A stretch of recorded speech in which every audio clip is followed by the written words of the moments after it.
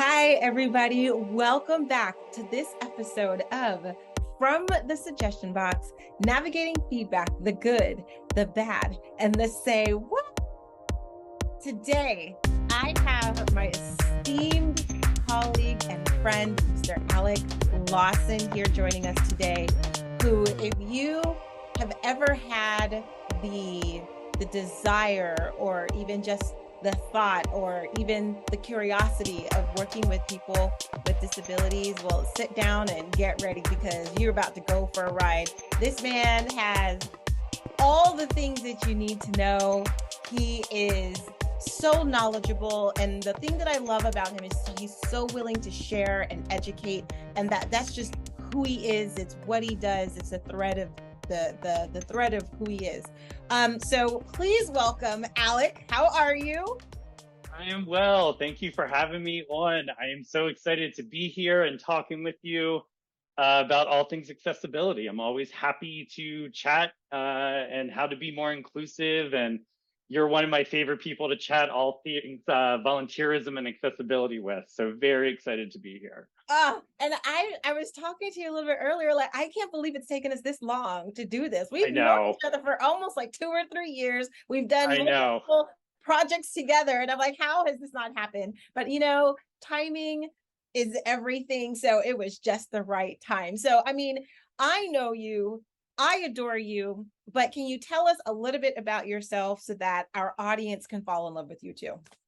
Sure. So, I am Alec Lawson. I am based in Baltimore, Maryland. It's the place I grew up. I love giving back to the community. And I started working in nonprofits. I have a theater degree, which is very exciting. And I started working in nonprofits, I guess, about 12 years ago. And I recently have launched my own consultancy project called VIA, Volunteers Inclusion Access, and we're in the process of developing all of our assets, but I've maintained a couple of contracts through the East Coast to help theaters and nonprofits and answer questions about accessibility and provide services and front of house mentorship and volunteerism. So it's been a really fun journey, I guess, the last 12, 13 years in becoming an accessibility asset and a volunteer engagement professional. Ah, I love it. I love it. I love it. Okay. Um, so let's start off this way and let's just see where it takes us. Um, when what do you think is the greatest misconception that people have working with people with disabilities? Such a great question because there is so much ableism that's still very much built into our society, and that ableism manifests in a lot of different ways. It's not always hateful based ableism. Sometimes it is, but it's not always. Sometimes it is that encouragement to be deeply uncomfortable working with volunteers with disabilities or individuals with disabilities. So I think the greatest misconception is that it's difficult because it's not. And when you're centering the humanity of the person that you're working with, and when you understand even statistically, all of us will have a disability at some point in our life, right? Due to aging, due to accident, short-term disability, long-term disability, what you've been born with. It's really a beautiful spectrum of people across all of our society that it's not hard to do. I mean, for myself, I have had hand tremors for all of my life, and it's something that's not really noticeable, so people don't feel uncomfortable until I'm taking a sip of a martini glass, right? And it shakes a little bit, and then suddenly everyone's like, "Oh my God, I'm so sorry," and waiters are rushing over, and it's a whole big thing. But when you really take a step back, it's just we all approach life a little differently, and it's not hard to do. It's just important that you don't see volunteers or patrons or employees as serial numbers. They are human beings with all kinds of different needs and ways to be built up for success. I love that. I love that. Um, so how have you seen accessibility, what's the word I'm looking for? Evolve, especially in the theater? It's great. Such a great question because it has come through such a journey. I mean, when I started my true accessibility journey about 11 years ago or so, um, I was learning a lot about what theaters offer. And I think what nonprofits and theaters often do is lump accessibility onto someone else's job, Mm-hmm. right? And that becomes, I signed up for this job, but I'm being asked to do these 5 other jobs. I'm singing a song that's sung in nonprofits all the time, right? How many hats can you possibly wear at the same time? Exactly.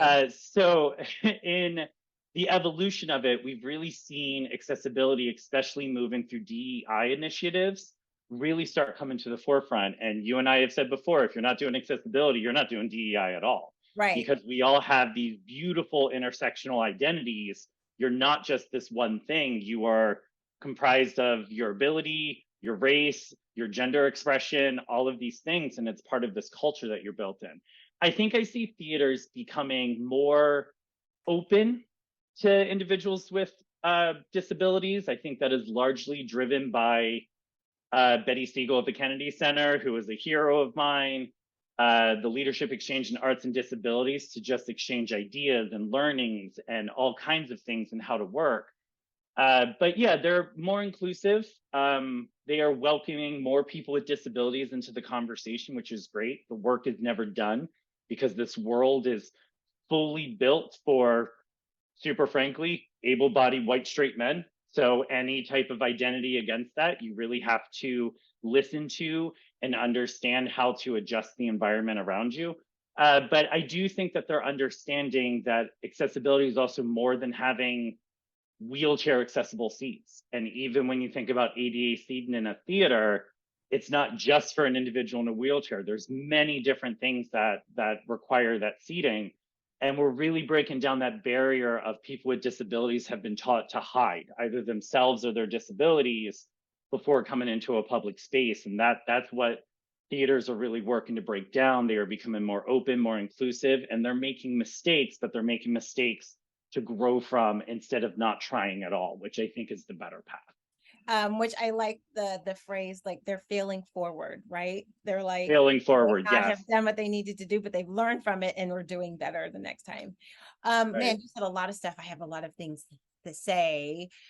One of the things that I was thinking about, like you said, I never really appreciated the efforts that the US takes for accessibility till I left the US. And I came back and it was like, wow. Just like in a lot of other countries, there's just places that there's just the way things are built, it's just like it's stairs everywhere. And if you are not, like you said, able-bodied and able to walk upstairs, there's not even an accommodation. It's just kind of like, well, I guess you can't go. Sorry. So after leaving the country several times and coming back, I had like a greater appreciation for that. And what opened my eyes to that was the LEAD conference, which I believe that's where we kind of first connected. I think, I'm not sure, or it was somewhere maybe in our community of practice, the theater where we were all connecting during the pandemic and the VIPCA meeting. I'm not Yeah. even really sure, but somehow who cares? It doesn't matter. Because I do know that we did connect, like for sure at LEAD. But for people who do not know what LEAD is, can you talk a little bit about it? And do you think it would be helpful for somebody to attend, even if they are not in the arts arena? Fantastic question. So LEAD is the Leadership Exchange in Arts and Disabilities. It changes, it's the Kennedy Center's access gathering of minds, and there are seminars and classes and people teach different things. So it's a beautiful conference. It always has fantastic minds that come together and we discuss things from a theater perspective, from a nonprofit, from human services. The government services are there, Parks and Rec is there, and it's really a way of gathering together learnings, because I think in a world, especially post-COVID, it's no longer looking for learnings from just your field, right? You want to look at learnings from other fields, other things people have done, other services that people provide, not just in the spirit of partnership, but thinking outside the box for things. And as we continually evolve as a society and we continually look to embrace people, those individual experiences are really important. So I super recommend LEAD. If you have any interest in going, you should. If you work for a government agency, you should. If you work for a nonprofit, for an arts org, if you work for city planning, if you work in local government, if you are breathing oxygen, I think you should go, right? Yes. Because it is a mind expanding, it is understanding different people, it is working directly with people with disabilities, it is hearing their stories, it is hearing from professionals that work with them. And it's also a lot of intersection points. There's disabilities in clients, it is disabilities in volunteers, it is disabilities in professionals, and you see successes and learnings, and as we just said, failing forwards that people are doing. And I think what really helps people is having a shared community of learning so that we all don't have to repeat the same mistakes. We can learn from each other and then move forward and be able to ask really poignant questions and really bring a lot of things back to your individual communities. And to your point, I love that you said when you leave the country, ADA is purely an American thing. So Ireland has been a great participator and lead. We're starting to see it spread a little bit further out. And as a little story, part of my college theater program, I went to the National Theatre Institute, NTI, loved it, but we go to Russia. And that's really what shocked me when it came to ADA compliancy. In Russia, there was a fellow classmate of ours that used a wheelchair, and it was just nearly impossible to move through the streets because there aren't even things like sidewalk ramps. And America tends to be backwards or known to being backwards for a lot of global issues, but accessibility is not one of them. This is something that we're really trying to move forward. And it's a shout out to the whole Crip Camp movement in a massive protest on the stairs in the 1990s, right? Yes. And that's what signed it forward. So it's like, remember, groups of people coming together, groups of citizens coming together, groups of individuals coming together can really make a change in what we do. So remember, attend, lead, know your disability history, and understand that we can move a system forward together. Yes. And a matter of fact, now that we're talking, I remember I attended one of your workshops, and I remember like I emailed you and I was like, this was so great. Do you mind if I share this, the resources that you had? And I was so excited because you responded back and you were like, yes, absolutely. Let's have a conversation. And that, like, the rest was history. That was definitely one of the most life-changing conferences I had ever attended. It was eye-opening. It was educational. It was just I guess, well, I would say in my life, I was going to say in life, but in my life, there are very few things that had that, like, such an impact. It has really just changed the trajectory of my life and my thinking as that lead conference. It was mind-blowing. It was absolutely mind-blowing. And it was my very first time really interacting with people with disabilities in such a wide gamut. And I left that place so humbled. Not that I ever thought better of, but humbled by how much I didn't know and had a new world view and a new understanding. And so I talk about it all the time because it was just so transformational in my world and my life. And I just look at things so differently now. It's like, I can't, it's kind of like, you know how if there's a particular industry that you work in and you walk anywhere in the world, like you see it from your point of view, you can't unsee it, right? So it's like, now I can't unsee any of these things. And I'm so passionate about spreading the word and doing what I can. And just even at the conference, and like you were saying, it's for, if you breathe oxygen, just little things like learning about what to put in the job descriptions, like and your volunteer role in descriptions, just, and that's across the board. It doesn't matter, but just thinking of the language, thinking of people that you team up with, like, just, if you all can go to lead, you need to go. I will drop the link. I will drop so good in the show notes and take it from there. Okay. And Go ahead. Sorry, the last thing I want to say, the great lesson about Lee too is disability is cultural competency. And we tend to think of cultural competency in terms of ethnic background, racial background, but Right. disability is a cultural competency. And this gathering of the minds will really help you understand more about the culture of capital D disability, which is very important. And that's Yeah. my last plug for it. Well, I don't know if we're done because Yeah, I just that's very true. because I just remember when I went, and it was little things, right? Like there was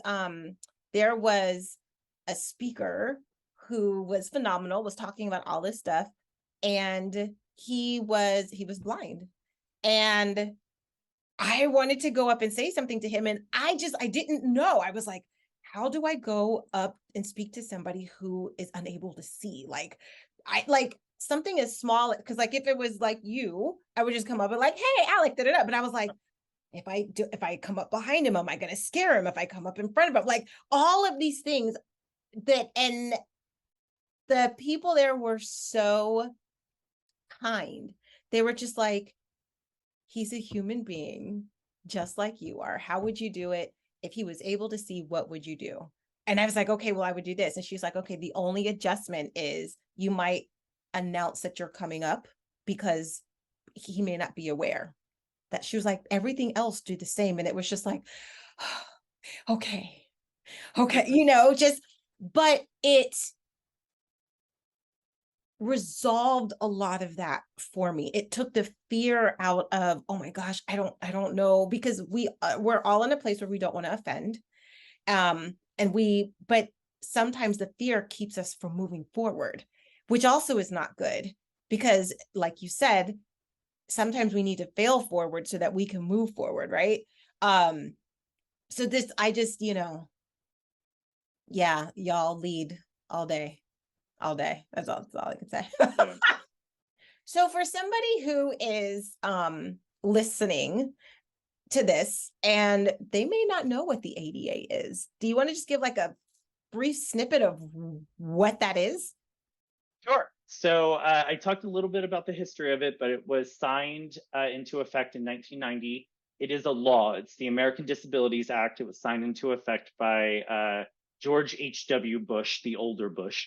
Um, and what it means is that there are very specific federal regulations to all things being more accessible to people. And it's gotten updated a few times. I think the last official update was 2017, 2018, because there's a constant move of technology. We've become a much different technological society since 1990.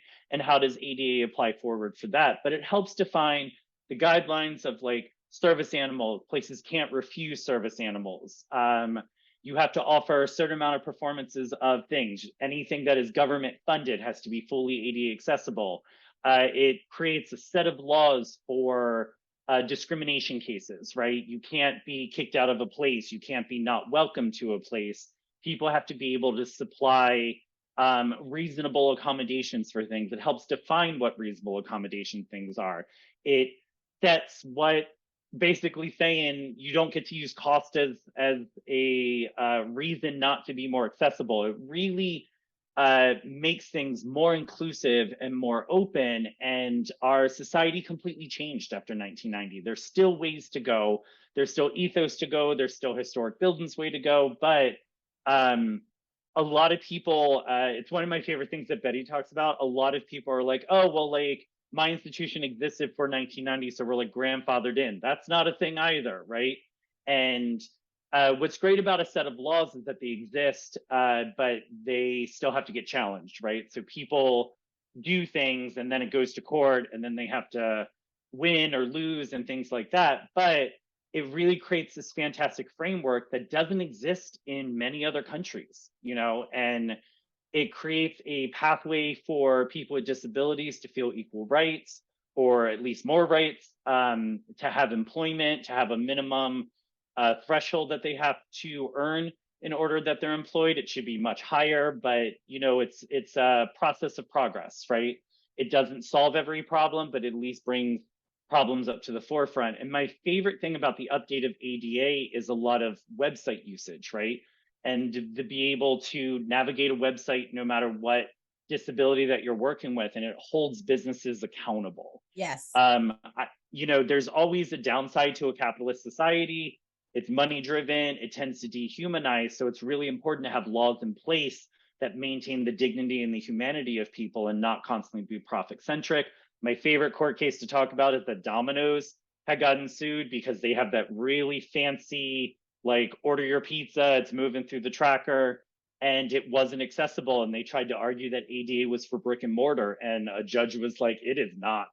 It is for every type of experience. And if anyone can experience something, you make sure people with disabilities can experience it. So Netflix has a fantastic documentary called Crip Camp, all about this experience from basically the mid 70s through 1990 when it got signed.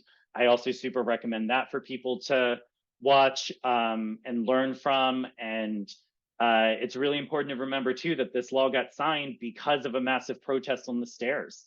Yeah. And it was people in wheelchairs and people with disabilities who laid down and would not move until they adjusted these things. And it's an important victory in our culture, and it's an important lesson, and it's an important thing to carry forward from the people who have fought in the past for these rights. And it was powerful. It was very powerful. I didn't see the documentary. I may have to go and watch that, but I did see like different clips of different things, and it was just like us talking about it is nothing like seeing it. And it's like, and sometimes that's what it takes. Sometimes you have to see that to where it's like, man, okay, whoa, I didn't realize. It powerful. And I am so glad that you talked about cost, because it was one of the things I was going to talk about. When again, after I came from LEAD, I was like, okay, we're gonna make our whole program accessible. We're gonna do everything. And it's just like, whoa, sometimes, yes, it can cost, but I love what you said, that cost is not an excuse.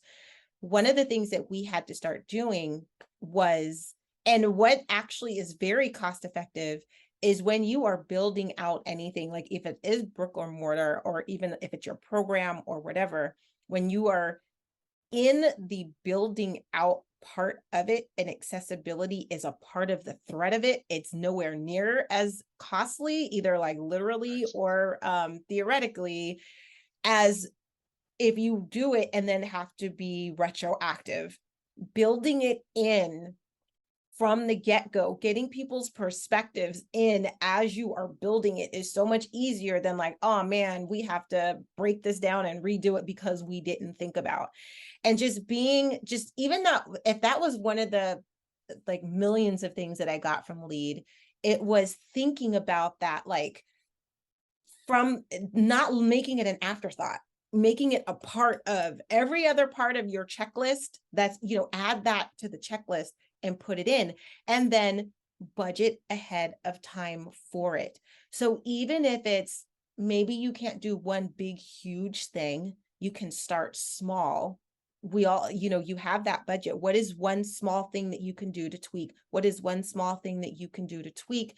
Because otherwise, it's very easy to use the cost as an excuse to get out of anything, including this. So I love the fact that you brought that up. So what I also love is that you are describing two amazing concepts that both of us, I know, are deeply students of. One is universal design, right? So in universal design, you think about it from the start. The easiest way I can always simplify universal design is, say you have a projector in a space, an event space, a theater, whatever.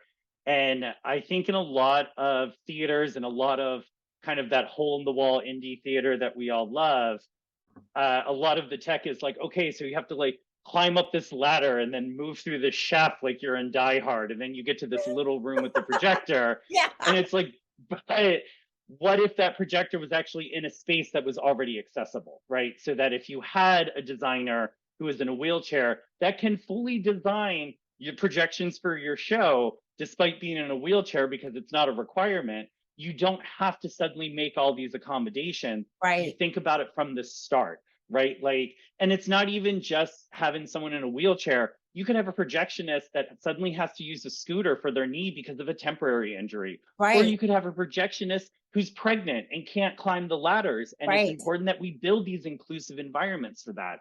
And then the other thing you touched on, which you and I have talked about, that 1% change every day, that slight difference, that's the Atomic Habits, right? And Atomic Habits is a fantastic book I think everyone should read. But it is that if you make a 1% change every day, by the end of the year, you've made at least a 300% change in everything, right? Yeah. And just making those really small changes, just making, especially changes to things that are typically overlooked, like a projector placement in a large event space that's maybe not used all the time, you really start becoming a different kind of welcoming entity. And it's really important to be, to self-analyze and to look at things and be like, okay, so tomorrow, let's do it a little bit better here. Let's move this thing over here. And then slowly you'll start seeing all these little pieces come together, and it's sustainable and it's built in, and every staff member knows it, because you're not doing this like 400%, pivot to something. And it's also something, as we're all humans that do it. It's a lot of work, Mhm. and our hearts are all in the right place. So to completely renovate a program overnight is impossible, because it's not sustainable and you're going to burn out. But can you make really important incremental changes to get to a better place? And I am a big fan of those changes. Start from a strong universal design and then make incremental changes that are sustainable and everyone's aware of. You can get to really amazing places in your program. Whew, I love it. Okay, so somebody's listening to this and they're like, "Oh, okay, I love all of this, um, but I don't even know where to start." What are like, I mean, it is the suggestion box. So like, what are 3 suggestions that you would give? What a great question, because I certainly had that moment after my first lead. You're completely right. I was like, we're done plugging lead, and now we're just going to say lead Yeah, every time. yeah. But after my first lead, I remember coming back to my place of work and people were like, how was it? And I was like, oh, there's work to be done. Yeah. And I was very lucky, maybe not lucky, timing aligned really well, because I went to lead right as we started like a historic $30 million renovation, right? And that means Mm. I could bring some of these lessons in, because the famous Betty Siegel had said to me before, remember that like, it's important that architects hear your ADA desires, like your accessibility desires, make sure they're in line with things, because it's not just building code, it's also assembly laws. It's the ADA. There's a lot of laws that come into place when you're gathering a huge amount of people together, right? Right. And you want to make sure that you understand all of those things.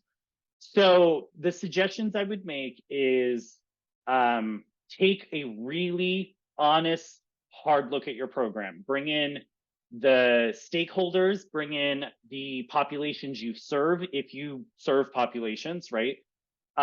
Look at the feedback and be honest and leave your ego at the door. Mm. And sometimes that's an external audit as well. But to be able to be like, I am humble in this.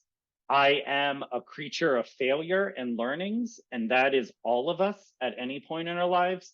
But really take stock of your program and what you have spent years dreaming of.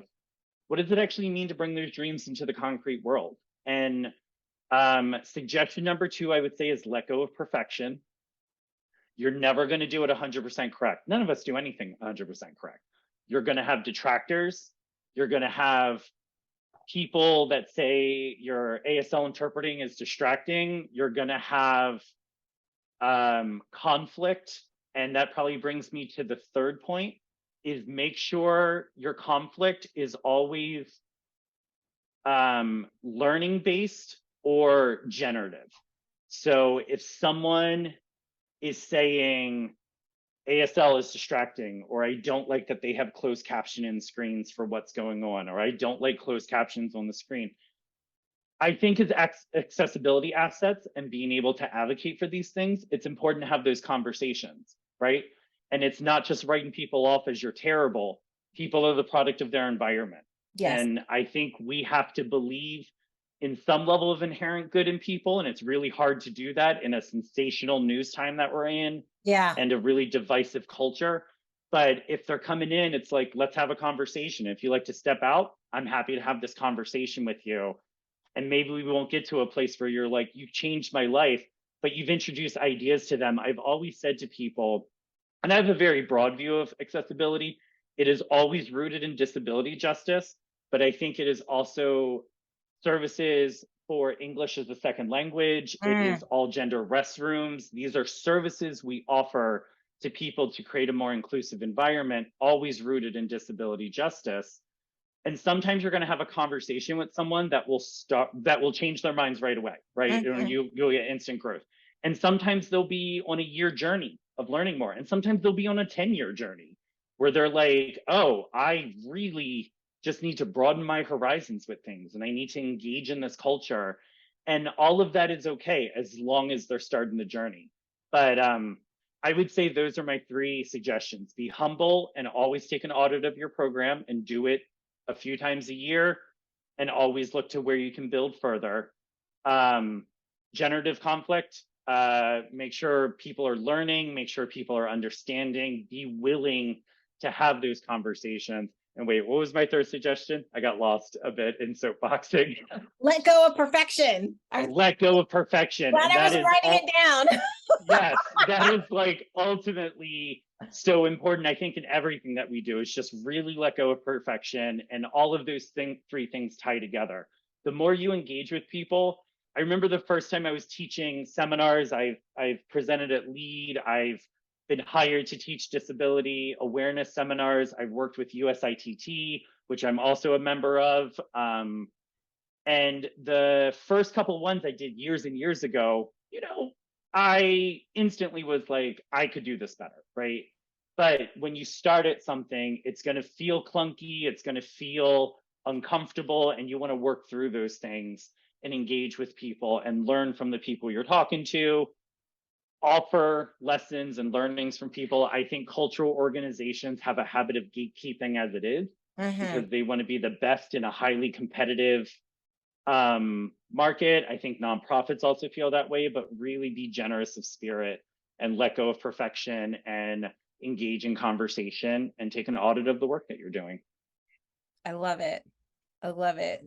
Excellent, excellent, excellent. Okay, so one of the things that I adore about you is you are passionate about what you do. Where did this come from? That is a great question. I think of my own experiences a lot growing up, things that stick with you, I think, in ways that you're always not aware that they kind of stick with you. I think doing theater younger with my hand tremors, people are like, you permanently have jazz hands. And it's like, yeah. And then the 50th time you've heard that joke, you're like, yep. Oh no. Oh, God. You take that, and I'm like not a musical theater person at all. I am almost about like high dramatic straight plays, but you see the way that ability is often a punchline in kids, and that's usually a showing that they're just not very knowledgeable, right? And it's usually humor is that manifestation of curiosity.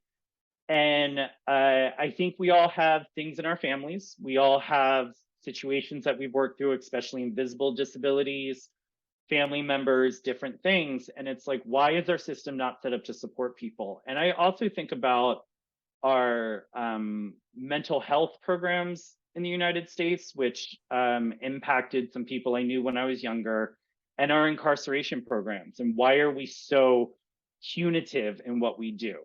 And I think I had this realization sometime as a teenager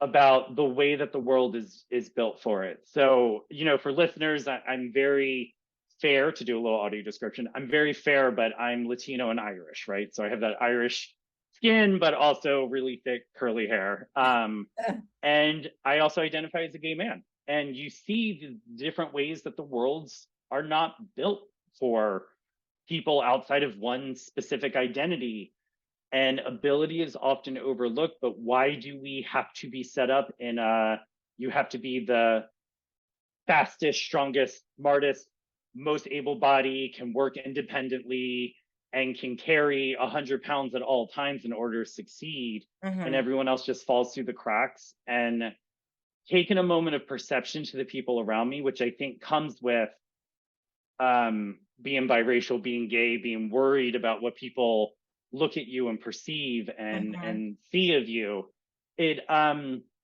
changes, and it broadens your horizons. I grew up in Camden and Baltimore. My parents did hold themselves kind of up a social class. They are very hard workers. And they've always taught me the value that like no work is beneath you. But I also saw ways that people in other counties kind of looked at this neighborhood in the city, and Mm-hmm. it's just like, why aren't we investing in systems to lift people up? Mm-hmm. And I try to find, like, if there is a need, I want to be part of the solution. Mm-hmm. And the more I got involved in the work, the more that it benefited myself. I have a very I think it would be qualified as like a low impact disability. It took me years to even identify with a disability. Is that my hands just do different things, and that, working in theater, I've had to work in a bar, Mm-hmm. because who hasn't? Right. um, and when I pour drinks for people, 90% of the time Mm-hmm. it's fine. But as hydration levels go down, my hands start shaking. I spill drinks, and I've been screamed at for it, which is like silly because I can just pour you another drink. Yeah. Like, um, and so when you start taking a step back and realizing how little the world is built for something, and how someone with various levels of hearing loss just kind of struggle in classrooms, and how fast kids on the spectrum get called weird or stupid. And Mm-hmm. it's like, we have to break these things. And I Mm-hmm. think anyone who grows up feeling like an outsider at any time, it's kind of stereotypical to say, you know, center your empathy and realize that, like, oh, this is something that is like, I don't want to say weaponized against people, but definitely like the system's not built for them. And how can you really impact that change, even if it's in your community, in your family, in yourselves, to really make a difference? So where that passion comes from, it's like a lifelong experiences. It's knowing that my abuela was treated differently because she didn't speak English as her Mm-hmm. primary language. She eventually became incredibly fluent, but there were still people that made comments about our accent. There Mm-hmm. are kids in my class who had partial hearing loss that were not treated the same way. Mm-hmm.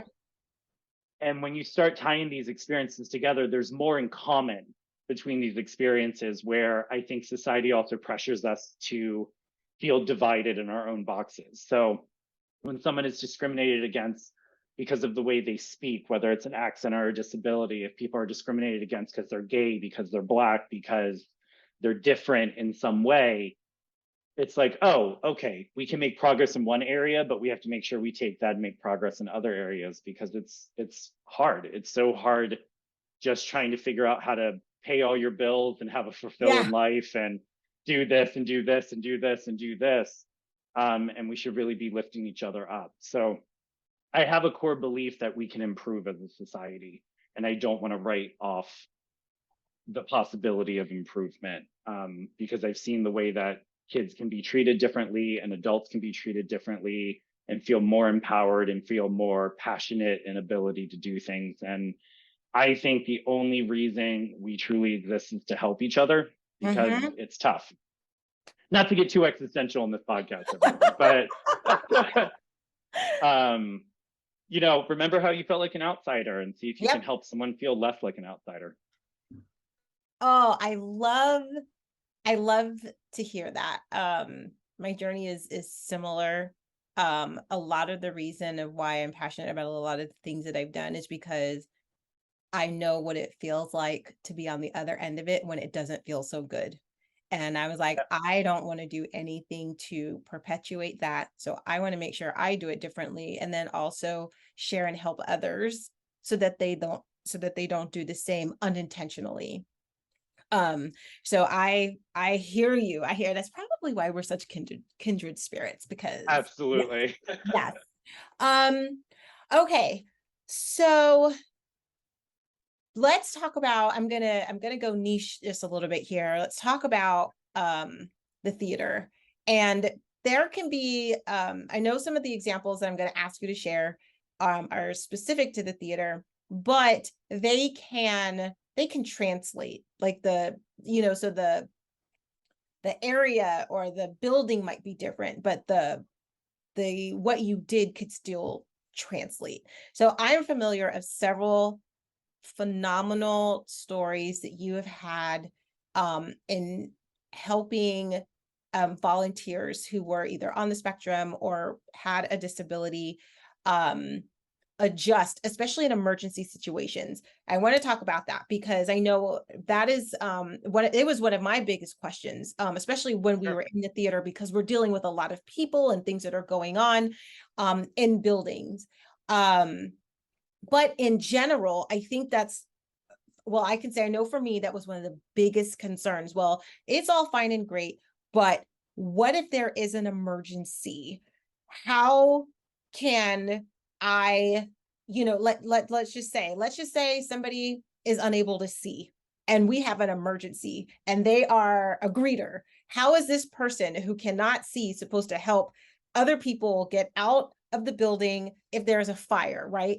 I know that there are ways to do it, but if you're not aware and you've never worked with somebody, that's a legitimate like safety thing, right? So it's not even necessarily, it's not that I don't want to, but we have to look at worst case scenario and emergency, like plan emergency out. How does that fit? So I know that you've I don't know if you've ever had like that type of example, but I know you have had examples working, like I said, with volunteers who have had disabilities and there were emergency situations and you handled them. Can you share with our audience what that looks like, what that sounds like?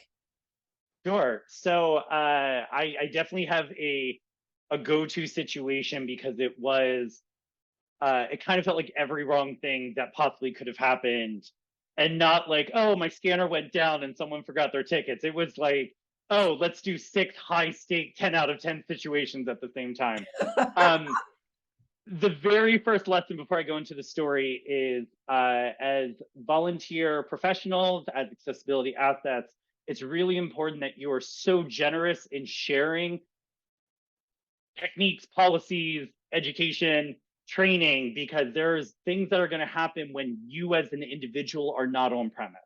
So it can't just live with you of Right. how to do things. I was very lucky slash overburdened slash a victim of my success that I wore so many hats at the theater that I worked at, that I was in charge of the house managers, the bartenders, the box office, accessibilities, events, rentals, eventually the facilities and the IT. And even though that is too many jobs, you are correct. That is too many jobs. But you can thread a needle between all of those things and create a really strong support structure, Yeah. because these are all really key roles. So, famous story. It's my favorite to tell. We had made a decision to do a show during the renovation. So that means you walk through the lobby mid renovation to go into the theater that was all nice and shiny, and to see a show. And the bathrooms worked, but they were still being worked on. Obviously, we can't legally open if we don't have bathrooms that are working. So I was running the show with another individual. I was just supervising because we were in a construction site. We want to make sure everyone's safe. They understand what's going on. It was a really cool preview also to what was happening in the lobby. Each time you came, it was a little bit further along. But something had went horribly wrong in the plumbing. And we later found out that it was like a ball of rags that had gotten placed in. Yikes. I'm not a plumber, so I don't know why it happened. um, but it caused the bathrooms to flood. Yikes. And this was like 20 minutes before the intermission. I was like, okay, we have enough time. We can try to figure out what's going on. And then I get a message from the stage manager that they had this bed that moved on and off stage, this big, massive bed. It was a period piece. So it was on CO2 tanks and one of them blew. So she was like, Oh, hey, we have to go to intermission now because oh, we have to figure out this repair. And I was like, this might, actually be the absolute wrong moment to go to intermission. She's like, I don't have a choice because they have to like really look at what's going on. So 400 people start coming out. So I'm Oh, sitting in the lobby, and from the right, there's all these people coming out, and from the left, there's like water coming down. And I'm like, God. okay. And a couple of us were on premise. We were trying to figure it out. Like the water had gotten to the point where it could like be up to someone's ankle. So it Yeah. was like we were trying to solve this, but one of our most talented volunteers who had been with us for such a long time, he has autism, and Mm-hmm. he's really great to work with. He was more knowledgeable about that physical space than even I was. He had Mm-hmm. been volunteering there for so many years. He loved the venue. He loved the shows that we did, and he's very tall and with a deep voice. So this whole situation is kind of this like torn, and you start like kind of seeing it in slow motion, right? Because you're like, what problem do I need to solve at the moment? And he became distressed, and he had called my name because he knows he can find comfort in talking with me. So I go to speak with him, and I kind of quickly realized that um, I have a lot of panic on my hands, and that's never good in an event situation. I have a facility failure on one side. We're trying to fix a stage issue on the other side. And so, in talking with him, we chatted through it for just a moment. And I was like, if you feel like you need to take a walk, you're okay to go ahead and take a walk. And I know that walking around the block was a soothing action for him Mm-hmm. because what's super important when you're working with any volunteer, really, but also Yes. volunteers with disabilities, get to know them, Yes. right? Just understand who they Yes. are. Yes. We all have soothing that we do. Every time someone bites their lip, bites their nails, breathes in and out slowly, this is all soothing technique. And Yeah. sometimes you run into people that have more visible soothing techniques, and that's fine. But I knew what his was. So I invited him to take a walk. He took me up on the offer because I realized in this emergency situation, the best course of action was actually to have him removed from the situation because it was overstimulation for him. Mm. And I think when you're in a situation of like running a show, working with volunteers with disabilities and things like that, you do have to um, solve a lot of problems rapidly and at times take out some things that could impede that. And he is very helpful when it comes to moving through the audiences, but I was sensitive to his individual sensory needs in that. And there were people screaming and wailing at us at the time. But understanding his soothing means that I could invite him to take care of himself and Mm. I could prioritize that while then I could switch over and prioritize something else. So it's one of my favorite stories to tell because it's so important in these roles to keep level headed, to center people and center their own needs. And I wanted to make sure that he was not put into a dangerous situation because certainly my staff has had to protect a number of volunteers from disabilities from patrons Mm. because people will express opinions about stuff that they don't understand and they should not be expressing opinions about. Right. Um, but in solving the problem, sometimes it is about helping people out of a situation so then you can also solve the situation from there. It is an experience I never want to go through again. And as I said, it is a slow motion experience, and then suddenly it just feels like it ends really fast. Um, and we got it all fixed. We got it fixed before the next show there. But you also, in an emergency situation when working with volunteers with disabilities, really working with any volunteers because they're given their time and they're given their love to what you're doing. You can't you can't always expect someone like who is giving their time of their own free will to be like a major player in an emergency. Know your nurses, know the people who can help you in that. Yeah. But sometimes it's like, I just need you to hold this door open, Yeah. right? And if you have a volunteer with a disability on that position greeting people, make sure someone else knows this door has to be held open for people. And that's staff, that's volunteers. When you set an emergency plan, which I also have a Yep. specialty in doing, you do assign those roles to people, but you also encourage everyone to help people who also need help fulfill in those roles.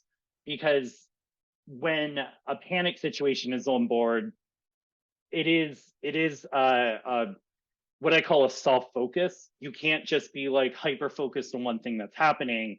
You have to help people, you have to escort people out, you have to make sure doors are open, you have to make sure things are happening and handling the way that it works. It's not easy, and you can do thousands of preventative measures so it doesn't happen. I don't recommend having a big ball of rags in your plumbing. That turns out was not a good thing that happened for us. Uh, and we didn't even discover until afterwards. So we were like, why is this happening? But take care of your people, right? There are problems that you can take care of systematically, but you have to prioritize people. You have to make sure everyone is safe. You have to understand people can help you the ways that they can help you. Um, and I would say when he came back from his walk, he was so good at helping people get back to their seat and start the show. He knew that theater. You could ask him whatever seat you needed to go to. He could point it out immediately.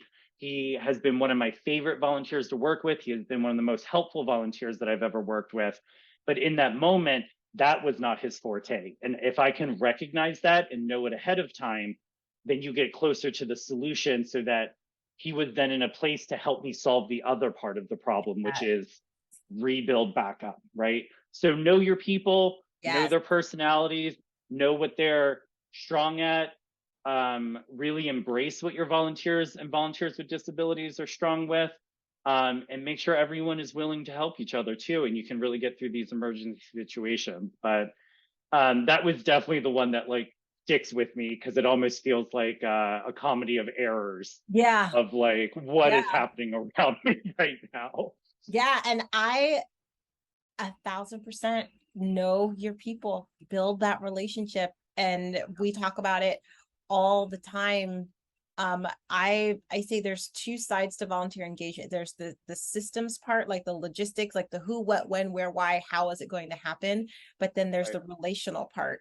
And I firmly believe that if you really lock down the logistical stuff and you have that knocked out, right? Like the who, what, when, where, why is running smoothly, it creates room for you to have the relationship with their volunteers, because now the time that you're spent talking with the volunteers is getting to know them. It's not talking about when did you put your hours in. It's not talking about functional stuff. It's talking about you can spend that time getting to know them. So get your systems in place to create that time, because that is what is going to make the difference in the program, the relational aspect. But you cannot have one without the other. You have to have both.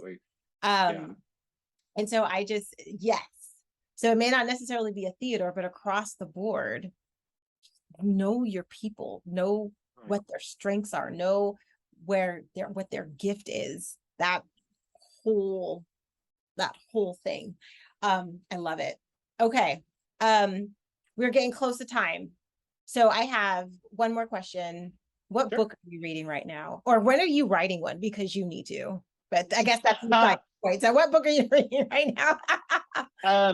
I do keep a kind of a library of essays, short chapters that I've written myself, right? Of just like, I want to remember these experiences. Because I think, we all dream big. It's like, here are just life lessons from my specific lens of the work that I've done, and maybe that will come together. I do like to read a lot of systematic books, a lot of autobiographies. So I went through Atomic Habits was the book that I recently mentioned. So I read that about a month ago, and it was this incredible journey going from someone who was injured in their childhood to the way that they developed their career, about habits and building strong habits of moving forward and how to break down really bad habits. Things like that are really good. There's really great books about the industry in itself. So Jeanette McCurdy just wrote a book about her own experience as a childhood actor. She was on iCarly, and that was a really fantastic read. And that might feel like outside of the scope of what we're talking about, but I think as volunteer professionals and accessibility assets, we have to be invested in the human experience. Yes. And learning more and more about human experiences is so key to our sense of empathy and compassion. It's so key to our sense of self-awareness. That is something that I've always said is like, I don't think the theater nonprofits have an abundance of self-awareness on an individual scale. And it's really important to constantly invest in that. So autobiographies are a great way of doing that, especially someone who has a public image versus being willing to open up about a lot of private tragedy and trauma that they are dealing with. So I definitely recommend Jeanette McCurdy's book. Her title isn't the most radio friendly, but if you Google it, you'll be able to look it up. But Atomic Habits, as I said, is a great book to read. Any book that is really something about understanding something that you don't know. You and I have talked about demystifying disability, right? That is a fantastic book. Yep. You were like, hey, this incredible book's coming out. And I was like on Amazon and ordered, because even though I have more than a decade of experience in this field, there's always something more for me to learn. Always. And I want to see something from someone else's perspective. And the lesson that Betty has always taught me, that I know behavioral therapists use, is when you meet a person with a disability, you have met exactly one person with a disability. Yeah, and they do not define that experience. And I think that's true for all of us. No matter what culture group we represent, we are still, at the end of the day, incredibly complicated and complex individuals. So if there is someone that you admire, read their autobiography, right? Like, hear it from their words. It's not just a biography of someone who did a study for them. What do they say about their own experiences? So those are two chief books that I'm reading right now. I also have a deep love of geek culture, right? So I'm a video gamer, I'm a board gamer, I'm all those things. And there was a great book called Blood, Sweat, and Pixels, which was about indie gamers, indie game studios, some high, what's called a AAA studio, producing really expensive titles, but it was about this experience of collaboration, problem solving, all this chaos that kind of happens behind doors. And it's another reflection of the human experience. This is something that we only ever see the final product of, right? Much like theater. I have such a deep knowledge of working theater, but audience members come in, they see a show. I remember my dad, to his credit, he, after I majored in theater, I was working in regional theater. He was like, so like, what goes into it? I guess you have like actors, and then like someone presses some lights on. And I was like, I appreciate your valiant effort here to connect with me over my professional life. I was like, Dad, it takes hundreds of people to put on a show. And it's just not always visibilized, right? So Blood, Sweat, and Pixels was also a really great way to learn of these stories of difficult decisions, trying to get a product to market that you really artistically care about. I do believe video games are art. So if you can read anything that is based in reality, I have a love of fiction, but like these real experiences that people go through, you will be surprised how much your mind opens. And every book I have read has impacted my consultancy in some way. Problem solving, generative conflict, how to compromise and recognize human desires, how to get through a really bad period and know we can never do that again. We can never ask people to work like this again. We have to take a step back and look at our system before we go into the next big movement. And learn about other industries, because all of it will feel like you're connecting dots and putting together a giant puzzle on how to better the way that you approach your own work. Okay, so this leads me into my last question for real. Sure. Consulting. How did you know it was time to make the jump? Because you were running the place. I won't mention where you were before, but you were running the place. Okay, like that was your show. Like, no pun intended. How did you make that decision to say, okay, I need to step out? And was it difficult? Was it scary? Was it challenging? Like, talk to us about that. Definitely, it was difficult and scary. I have pivoted over to a different kind of job that's actually kind of in corporate as well. So I do that in consultancy at the same time. And I was kind of poached, which was also a super weird experience too. But kind of cool. Yeah, I mean, super cool. And like so flattering as well. Yeah. But I was working really hard in disability cultural awareness. I was working with different people. I got approached by a company that's like, we're actually looking for someone who has more cultural competency than what we've seen before, someone who understands how to put systems in place. All of these skills are the same things. If there is someone listening who has reached what they feel like might be the end of their journey, and there's something inherent in that too, in your surroundings, and are like, maybe it's time to jump from nonprofit to corporate or corporate to consulting or something like that. Your skill sets all travel through. You know, we are all still working professionals. And in nonprofits, I always made the joke, it's nonprofit, like no one's making a profit, even the people of us that work there. Yeah. But the little phrase that I've heard was we're in it for the outcome, not the income. Correct. Yeah, outcome and not the income. When you are deciding to make that jump, these skill sets, we're still working professionals. People who are marketers in nonprofits are not less valuable than marketers in corporate. Right. They, everyone deserves to get paid what they're worth, and it can be really hard to do that in nonprofits. I think I felt like I was kind of pressing up against the ceiling. Yeah. It was very difficult to produce theater during a time of COVID as well. Yeah. And there was an exhaustion that was hidden in my core that I think I had to step back and identify.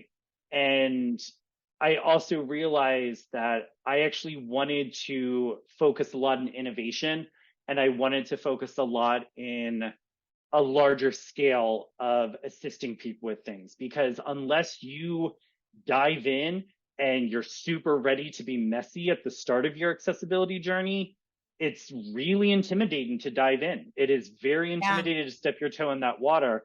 So if I can help guide some organizations into it, I had started consulting while I was doing that work before. And the consultancy was kind of growing really fast, right? And I'm in the process of, I just got my EIN now. I'm actually formalizing the whole experience of it, which is really great. But I went through this giant renovation at my place of work. So another organization called me and they're like, we're going through a renovation and we want to be better. Can we pick your brain? And picking the brain I ended up on a retainer as a consultancy. And I was like, oh, this is really fun. Yeah. Right. Because this is, let's dive in, let's sparse out what you do. And sometimes it's hard in what you said before, is that people view cost as prohibitive. So we all have to do a lot of emotional labor. We all have to push things forward. We have to get shut down 4 times before we actually open that door. We keep banging on it. And a consultancy actually, what I had found, helps me be a third-party resource to the people doing that, where it's like, it's not just me that believes this. Come talk to this guy about something. I'm like, yeah, I'll talk to your board. I will talk to your executive director. I will talk to your leadership about all the reasons why you should be doing this. And it's something that it felt like it was needed. And my company also provides audio description services. Those are things that are overlooked a lot. I'm an audio describer. I was trained by amazing audio describers. It's important that we pass that baton forward. We train new audio describers into things. It felt like it was time. And I had been working shows and I've been running processes and I had been putting on more hats, and my head was getting bigger so I could hold more hats, not out of arrogance, just the hat capacity. And it was time to also rebalance my own life a bit, so that I made sure I always had a foot or at least a toe in innovation and keeping up with things. And it was time. And I think you feel that, and you want to make sure you take your skill sets and give back. So I was given a lot over the course of my 10 years from mentors across the field, from everyone at Lead, and then you take and you give back, right? You want to work with people who, I think I also realized, I was like, oh, I'm not like an early 20s professional anymore. I am an early 30s professional. And it's time for me to then pass those lessons forward too, Yeah. because I think if I had a criticism of the work that we do, both in volunteerism and accessibility, it's that I was running into people who were new to the field who had the same problems I had 10 years ago. And I was like, Yeah. wait a minute. Yeah. How is that? Why is that We even should a be, thing? Yeah. exactly, we should be improving and growing as an ethos. And so I was like, you know what? It's time for me to switch into that ethos. And I've made friends and relationships and contacts across the industry over 10 years. And I've been brought into a lot of cultural organizations and nonprofits that were like, I have this new hire who's going to be doing this work. Can you come Yes. teach them? I did a class on rentals because I also ran rentals. Of course you did. And a lot of people are like, wow, you're doing all these things. It's like, but they're all connected. Yeah. Rentals are people and patrons. Yep. And what accessibility services are you offering during your rentals? Yep. How can you innovate this so it feels different than the other things you're doing?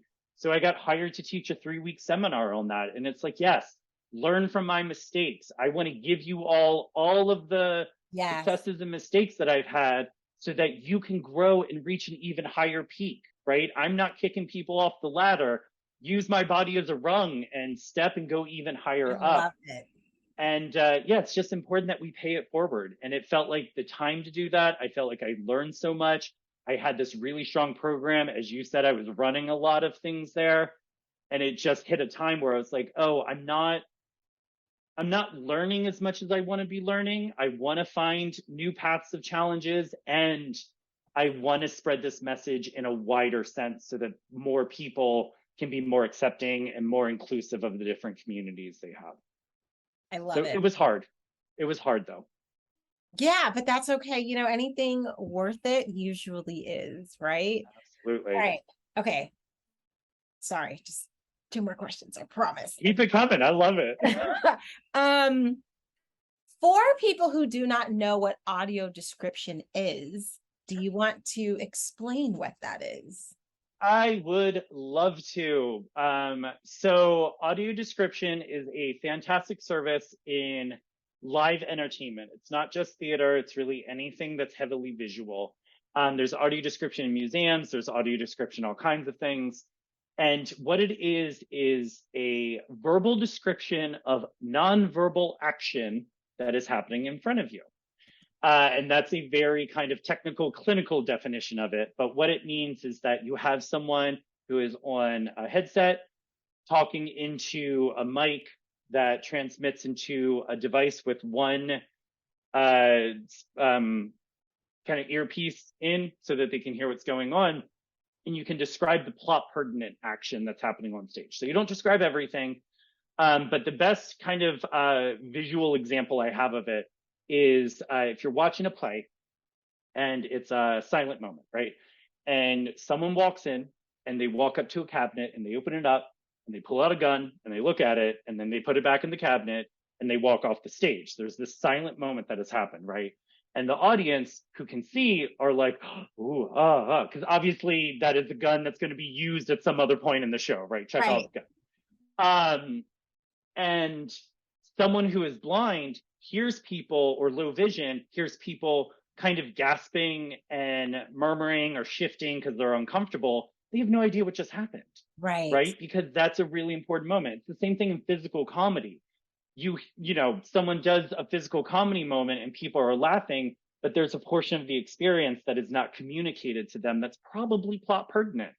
So audio describers, we train with each other to give words, feed into words, narrate what is happening on stage so that they understand it. And what is really cool about it is that we train verbiage, timing, how to say a lot of information in a really short amount of time, how to not be overly descriptive, and also time period. One of my favorite things when I taught my group of audio describers and we all work together, my consultancy offers it, we all go to different places to do it, is you have a noun like kissing. We'll go super positive, right?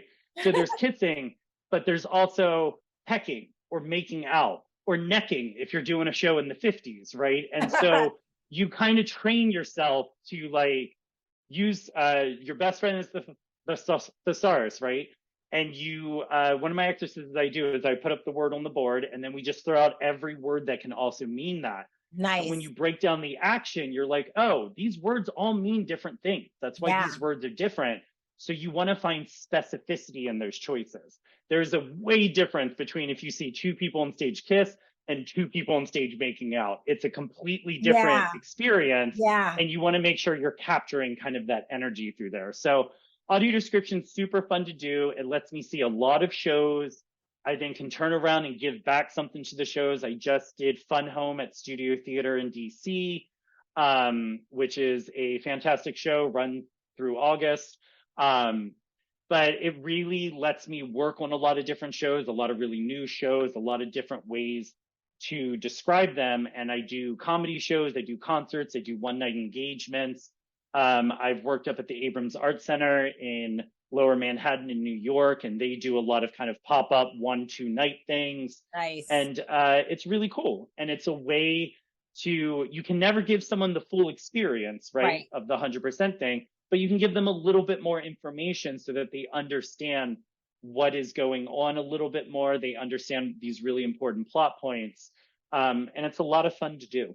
Well, you know, in all fairness, even if you are able to see and hear, you don't get 100% because, you know, you've left the theater and somebody could ask you, so what happened? And you're like, I don't know. I remember this. I remember this.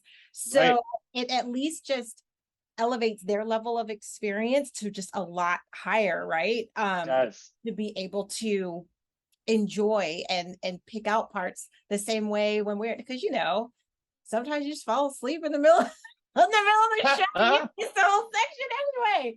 Sometimes it does happen. Yep. But you didn't hear that from me. Okay. So, my dear friend, how can people get in touch with you, to learn from you, to hire you? How can they get in touch with you? That is a great question. We are in the process of building up assets for this consultancy firm, Via. I work with a lot of really talented, volunteer, inclusive, accessibility-driven people that are part of it. We are a really exciting bunch. You can find me on LinkedIn. It's Alec Lawson, Lawson. Feel free to reach out over Facebook Messenger to chat with me. I will also put in my bio like email addresses that you can reach out. We do have a Gmail, a volunteer inclusion access at gmail.com, so that we can set up and we can talk. I have done trainings for all kinds of things, cultural competency trainings. I do them on Zoom. I do them in person. And what I love to center is come to me and say the wrong thing. Ask the question that's uncomfortable, right? We're in a learning space and we're going to get to another place, but just don't be afraid for it. So I'll make sure that stuff is included in the bio when Nicole puts this live. But reach out to me on LinkedIn. That's a great place to have conversation. I can talk about accessibility all day long. I might not be able to respond immediately, but I will eventually. And we can engage in really great, thoughtful conversation. So I invite you all to do it, because if you want to be an accessibility asset, that's the first major step. You are that by wanting to be that, and you can start your journey, and it's wonderful. And now you see why I had to have him on the podcast. Like, it is clear. Thank you so much for, Alec, thank you so much for joining us and being here and sharing your passion. It is clear, like, it has to be, you know, just permeating through the sound waves, and if people are watching, like, they just, it is just clear. And I'm so grateful that we had the opportunity to do this. And I actually have some questions. I was like, oh, I need to reach out to him about this and this and this. So I know I myself am going to do that. So I just want to thank you so much for joining us. And for those of you who are watching or listening, thank you again so much for tuning in and listening to this episode of From the Suggestion Box, navigating feedback, the good, the bad, and the say what. If you liked this episode and you feel like it will be helpful to somebody, please like, share, subscribe, all of those things to help spread the word so that we can all elevate together. Thank you for listening, and see you next time. Bye-bye.